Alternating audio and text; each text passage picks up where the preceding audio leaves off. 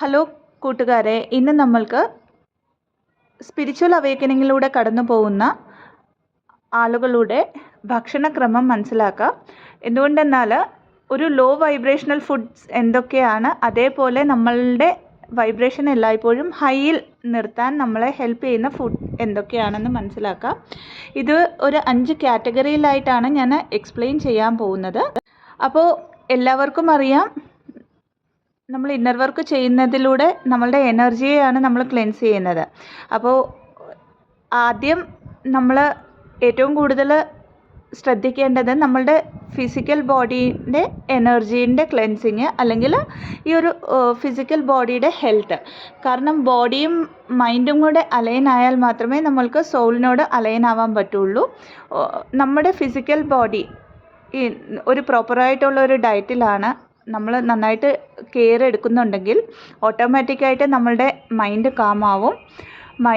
എന്ന് വെച്ചാൽ കൂടുതൽ ഫോക്കസ് ആയിരിക്കാൻ പറ്റും, കൂടുതൽ പ്രൊഡക്റ്റീവായിട്ടിരിക്കാൻ പറ്റും. അതിലൂടെ നമ്മൾക്ക് നമ്മളുടെ സോളിലേക്ക് കണക്റ്റ് ആവാൻ പറ്റും. അപ്പോൾ ഇവിടെ തന്നിരിക്കുന്ന ആ ഒരു ഫുഡ് പാറ്റേൺസ് എന്ന് പറഞ്ഞാൽ ഒരു അവെയർനെസ്സിന് വേണ്ടി എക്സ്പ്ലെയിൻ ചെയ്യുകയാണ്. ഇത് ഓരോരുത്തരുടെയും ബോഡിക്ക്, കാരണം ഓരോ ബോഡിക്കും സൂട്ടബിൾ ആയിട്ടുള്ള ഫുഡ് ഇൻഗ്രീഡിയൻസ് ഡിഫറെൻ്റ് ആയിരിക്കും. അപ്പോൾ സൂട്ടബിൾ ആണെങ്കിൽ മാത്രം ഉപയോഗിക്കുക. ഇതൊരു റിക്വസ്റ്റഡ് വീഡിയോ ആണ്.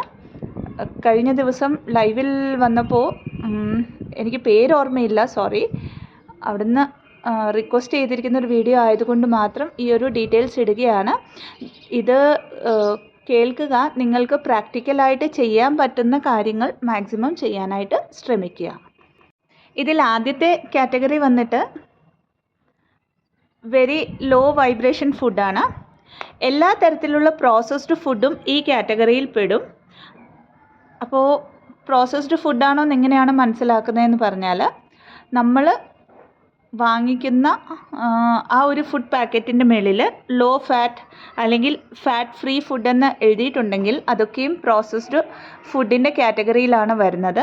ഇത് നമ്മളുടെ വൈബ്രേഷനെ എല്ലായ്പ്പോഴും ഒരു ലോ എനർജിയിൽ നിർത്താൻ മാത്രമേ ഹെൽപ്പ് ചെയ്യാറുള്ളൂ. അത് രണ്ടാമത്തേത്, ഈ ഒരു വെരി ലോ വൈബ്രേഷൻ ഫുഡിൽ വരുന്നത് റിഫൈൻഡ് ഫുഡാണ്. അതായത് നമ്മൾ പല റിഫൈൻഡ് ഓയിലൊക്കെ ഉപയോഗിക്കും അല്ലേ, അതിൽ പല കാറ്റഗറീസും നമ്മളുടെ ഹെൽത്തിന് ഹെൽപ്ഫുൾ അല്ല. അപ്പോൾ അങ്ങനെ ഉള്ള ഓയിലുകൾ, എണ്ണകൾ ഉപയോഗിച്ചാലും നമ്മൾ കൂടുതലായിട്ടും കോക്കനട്ട് ഓയിൽ, മസ്റ്റർഡ് ഓയിൽ അല്ലെങ്കിൽ ഓലിവ് ഓയിലൊക്കെ ഉപയോഗിക്കാനായിട്ട് ശ്രദ്ധിക്കുക. അതിലൂടെ നമ്മളൊരു പക്ഷേ റിഫൈൻഡ് ഫുഡ് അല്ലെങ്കിൽ റിഫൈൻഡ് ഓയിൽ ഉപയോഗിക്കുകയാണെങ്കിൽ അതിൻ്റെ ആ ഒരു ലോ വൈബ്രേഷണൽ എനർജീനെ ബാലൻസ് ചെയ്യാനായിട്ട് ഈ ഒരു ഓയിൽസൊക്കെ നമ്മളെ ഹെൽപ്പ് ചെയ്യും. ഇതിൽ ഇനിയൊരു കാറ്റഗറി വരുന്നത് നമ്മുടെ ജങ്ക് ഫുഡാണ്. എല്ലാ തരത്തിലുള്ള pastries, samosa, fast food, cool drinks, ഇങ്ങനെ ഒത്തിരി ജങ്ക് ഫുഡിൻ്റെ ഒരു കാറ്റഗറൈസേഷൻ ചെയ്താൽ ഒത്തിരി കാണും. ഈ ഒരു കാറ്റഗറീസ് എല്ലാം നമ്മളെ എല്ലായ്പ്പോഴും വളരെ ലോ ആയിട്ടുള്ള ഒരു എനർജിയുടെ വൈബ്രേഷനിൽ മാത്രമേ നിർത്തുകയുള്ളൂ. അടുത്തതായിട്ട് ഈ ഫസ്റ്റ് കാറ്റഗറിയിൽ വരുന്ന ഫുഡെന്ന് പറഞ്ഞാൽ ഫ്രോസൺ ഫുഡ്സൊക്കെയാണ്. ഫ്രൈഡ് ഫുഡ്, നമ്മൾ ഡീപ്പ് ഫ്രൈയിലിടുന്ന എല്ലാ ഫുഡ്സും അല്ലെങ്കിൽ ഡീപ്പ് ഫ്രൈ ആയിട്ട് ചെയ്യുന്ന ഫുഡ്, ഒത്തിരി മസാല ഉപയോഗിക്കുന്ന ഫുഡ്, ഇതെല്ലാം നമ്മൾക്ക് എല്ലായ്പ്പോഴും വെരി ലോ വൈബ്രേഷനാണ് തരുന്നത്. ഇതല്ലാതെ വെരി ലോ വൈബ്രേഷനിൽ വരുന്നത് അഡിക്ഷൻസ് ആണ്. അതായത് ആൽക്കഹോൾ, അതല്ലാതെ ഉപയോഗിക്കുന്ന സബ്സ്റ്റൻസുകൾ, പദാർത്ഥങ്ങളൊക്കെയും വെരി ലോ വൈബ്രേഷനിൽ നിന്നും നമ്മളെ ഓപ്പറേറ്റ് ചെയ്യാൻ എല്ലായ്പ്പോഴും പ്രേരിപ്പിക്കും. അപ്പോൾ സ്പെഷ്യലായിട്ടും ഈ ആൽക്കഹോളിൽ സോഡ ഉപയോഗിക്കുന്ന ഒരു കാറ്റഗറിയിൽ, അങ്ങനെ ഒരു സിനാരിയോയിൽ അത് ഒത്തിരി ലോ എനർജിയിൽ ഓപ്പറേറ്റ് ചെയ്യാനായിട്ട് നമ്മളെ ആ ഒരു എനർജിയെ നമ്മൾ എത്ര ക്ലെൻസ് ചെയ്താലും നമ്മൾക്ക് അങ്ങോട്ട് മുകളിലേക്ക് വരാനായിട്ട് ഹെൽപ്പ് ചെയ്യാതെ ഇരിക്കും. രണ്ടാമത്തേത് ലോ വൈബ്രേഷണൽ ഫുഡാണ് പറയുന്നത്. ആദ്യത്തെ കാറ്റഗറി വെരി ലോ വൈബ്രേഷൻസ് തരുന്ന ഫുഡായിരുന്നു പറഞ്ഞിരുന്നത്. ഈ രണ്ടാമത്തെ കാറ്റഗറിയിൽ എല്ലാ തരത്തിലുള്ള നോൺ വെജ് ഫുഡും വരും. അതായത് മാംസം, മത്സ്യം, എല്ലാ തരത്തിലുള്ള സീ ഫുഡും ഇതൊക്കെയും ഈ കാറ്റഗറിയിലാണ് വരുന്നത്. പ്രോസസ്ഡ് ആയിട്ടുള്ള സീ ഫുഡ്, പ്രോസസ്ഡ് ആയിട്ടുള്ള മീറ്റ് ഒക്കെയും ലോ വൈബ്രേഷണൽ എനർജീസ് തരുന്ന ഫുഡ് കാറ്റഗറിയിൽ വരുന്നു. ഈ ഒരു വൈബ്രേഷൻ 75 to 150 ഹെർട്സ് ആയിരിക്കും. അതായത് ലോ വൈബ്രേഷൻ ഫുഡിൻ്റെ എനർജി ഫ്രീക്വൻസി എന്ന് പറയുന്നത്. അടുത്തതായിട്ട് മിഡിൽ വൈബ്രേഷൻ ഫുഡിലേക്ക് നോക്കാം. മിഡിൽ വൈബ്രേഷൻ ഫുഡ് എന്ന് പറഞ്ഞാൽ, അല്ലെങ്കിൽ ഈ ഒരു കാറ്റഗറി വരെ പറഞ്ഞിരിക്കുന്ന 3 കാറ്റഗറി വരെയുള്ള ഫുഡ് കണ്ടിന്യൂസ് ആയിട്ട് നമ്മൾ കൺസപ്ഷൻ ചെയ്യുമ്പോൾ നമ്മളൊരു ഈഗോൻ്റെ എനർജിയിലായിരിക്കും ഓപ്പറേറ്റ് ചെയ്യുന്നത്, ഒരു ദേഷ്യത്തിൻ്റെ എനർജിയിലായിരിക്കും. നമുക്ക് എല്ലായ്പ്പോഴും നമ്മളുടെ വിൽ പവർ കുറയും, ആൻഡ് അഡിക്ഷൻസിൽ തന്നെ നിൽക്കും നമ്മൾ. ഇതല്ലാതെ നമ്മൾക്ക് ജീവിതത്തെക്കുറിച്ചൊരു പർപ്പസ് കാണില്ല, അതായത് ഒരു ഹോപ്പ് കാണില്ല. ഡേ ടു ഡേ ലൈഫിൽ അതേപടി ആ വരുന്ന കാര്യങ്ങളെ എടുത്തിട്ട് നമ്മൾക്ക് ഒരു വിഷനോ ഒരു ഫോക്കസോ ഒന്നും കാണാതെ അങ്ങനെ അങ്ങ് ജീവിച്ചു പോകാനാണ് നമ്മൾ ശ്രമിക്കുന്നത്. അപ്പോൾ ഈ മിഡിൽ വൈബ്രേഷൻ ഫുഡ് കാറ്റഗറിയിൽ മൈദ റിലേറ്റഡ് ആയിട്ടുള്ള എല്ലാ ഫുഡ് ഐറ്റംസും വരും. അതല്ലാതെ ബേക്കറി ഐറ്റംസ് എല്ലാം നമ്മൾക്ക് മിഡിൽ വൈബ്രേഷൻ ഫുഡ് കാറ്റഗറിയിലാണ് വരുന്നത്. അടുത്തതായിട്ട് ഹൈ വൈബ്രേഷണൽ ഫുഡ് കാറ്റഗറിയിലേക്ക് ശ്രദ്ധിക്കാം.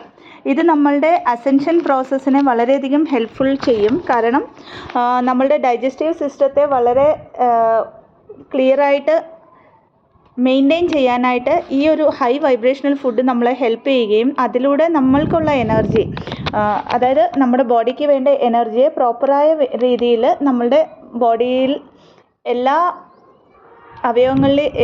അവയവങ്ങളിൽ എത്താനായിട്ടും ഇത് വളരെയധികം ഹെൽപ്ഫുള്ളാണ്. അപ്പോൾ എല്ലാ തരത്തിലുള്ള ഓർഗാനിക് ഫുഡ്സും ഹൈ വൈബ്രേഷണൽ ഫുഡിൽ വരും. Fresh vegetables, fresh fruits, green കളറിലുള്ള എല്ലാ വെജിറ്റബിൾസിൻ്റെ കറികളും, പയറുവർഗ്ഗങ്ങൾ, സിറിൽസ്, അതായത്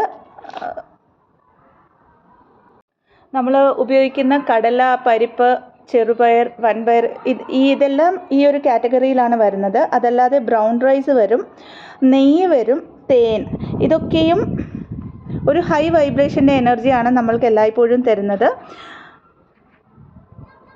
ഈ ഒരു ഫുഡ് കാറ്റഗറി നമ്മൾക്ക് തരുന്നത് 250 to 350 ഹെർട്സിൻ്റെ ഒരു എനർജിയുടെ വൈബ്രേഷനാണ്.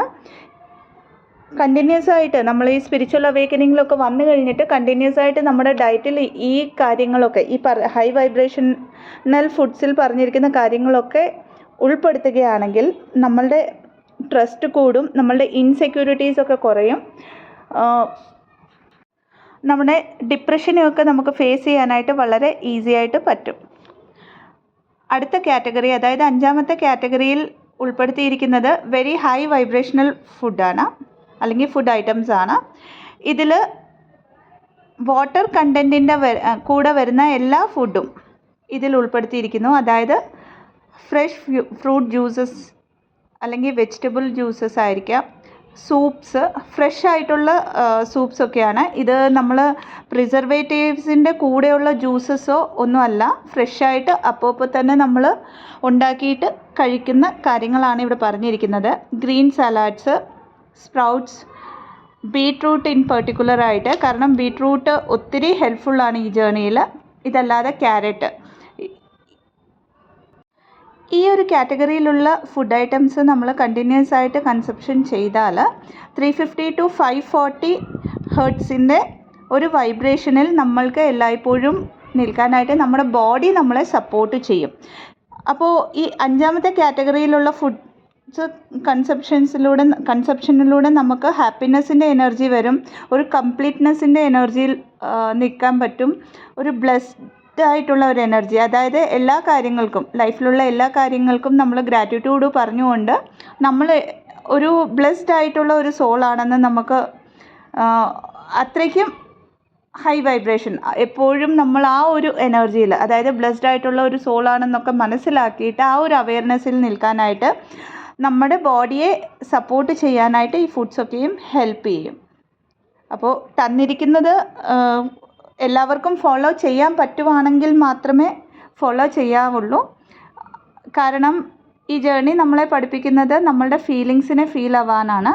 നമ്മൾക്കൊരു ഫുഡിനെക്കുറിച്ച് ക്രേവിങ് ഉണ്ടായിട്ട് നമ്മൾ ആ ക്രേവിങ്ങിനെ സപ്രസ് ചെയ്തിട്ട് സ്പിരിച്വൽ ജേർണിയിലാണെന്ന് പറഞ്ഞ് നമ്മൾ അങ്ങനെ സപ്രസ് ചെയ്ത് നമ്മൾ പിന്നെയും ആ ഒരു ഇമോഷനെ ഒരു അപ്സെറ്റാക്കി വെക്കുകയല്ല നമ്മൾ ചെയ്യേണ്ടത്. സോ ഇടയ്ക്കൊക്കെ നമ്മൾക്ക് കഴിക്കണമെന്ന് തോന്നുകയാണെങ്കിൽ ഈവൻ നോൺ വെജ് ആണെങ്കിലും കഴിക്കാവുന്നതാണ്. കാരണം പലരും ചോദിക്കാറുണ്ട് നോൺ വെജ് കഴിക്കാൻ പറ്റുമോ സ്പിരിച്വൽ ജേർണിയിലെന്ന്. അതിനെക്കുറിച്ചൊരു വീഡിയോ സെപ്പറേറ്റ് ആയിട്ട് ഇട്ടിട്ടുള്ളതാണ് കുറേ സമയത്തിന് മുമ്പ്. അത് കണ്ടു നോക്കാവുന്നതാണ് ഡൗട്ടുള്ളവർ. കാരണം ഹൈ വൈബ്രേഷനിൽ വന്നു കഴിയുമ്പം നമുക്ക് ഓട്ടോമാറ്റിക്കായിട്ട് നോൺ വെജ് ഒന്നും കഴിക്കാൻ പറ്റില്ല. കൂടുതൽ മസാല ഫുഡ് കഴിക്കാൻ പറ്റില്ല. കൂടുതലായിട്ട് അപ്പോൾ നമ്മൾ എന്ത് ചെയ്യും, ഈ ഒരു ഹൈ വൈബ്രേഷണൽ ഫുഡിനെ നമ്മളായിട്ട് തന്നെ ചൂസ് ചെയ്യും. അപ്പോൾ ഫോഴ്സിബിളി ചെയ്യരുതെന്നാണ് ഞാൻ പറഞ്ഞു വന്നത്. നിങ്ങൾക്കത് ചെയ്യാൻ താല്പര്യമുണ്ടെങ്കിൽ മാത്രം ചെയ്യുക.